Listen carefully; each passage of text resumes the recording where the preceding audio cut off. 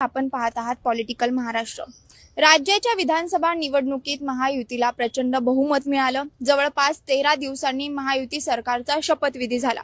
मात्र अजूनही खातवाटप झालेलं नाहीये। 14 डिसेंबरला मंत्रिमंडळाचा विस्तार होणार आहे। या तारखेवर सुद्धा लवकरच शिक्कामोर्तब होईल।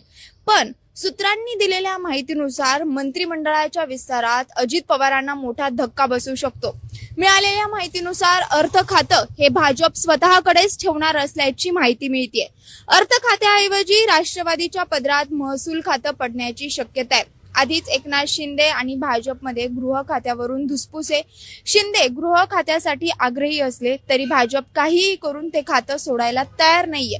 यालाच अनुसरून गृह खात्याऐवजी भाजप शिवसेनेला नगर विकास खातं देण्याच्या तयारीत असल्याची माहिती आहे। तसंच सार्वजनिक बांधकाम खातंही सोडण्याची भाजपची तयारी आहे। आता यानुसार बघायला गेलं तर कॅबिनेटमध्ये क्रमांक 1 ची समजली जाणारी सर्व खाती भाजपकडेच राहणार असल्याचं यावरून कुठेतरी दिसते। त्यामुळे मंत्रिमंडळ विस्तारात भाजपचा वरचष्मा राहणार आहे हे सुद्धा आता हळूहळू स्पष्ट होऊ लागले।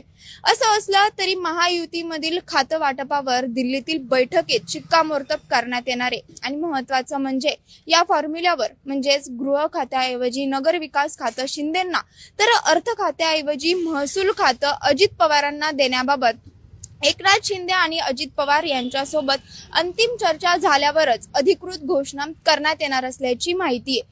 अशातच आज देवेंद्र फडणवीस यांनी दिल्लीत पंतप्रधान नरेंद्र मोदी यांची भेट सुद्धा घेतली आहे। आता एकंदरीतच आकडा बघायचा झाला तर महायुती सरकारमध्ये भाजपला 20 खाती मिळतील, तर शिवसेनेला 13 आणि राष्ट्रवादीला 10 खाती मिळतील।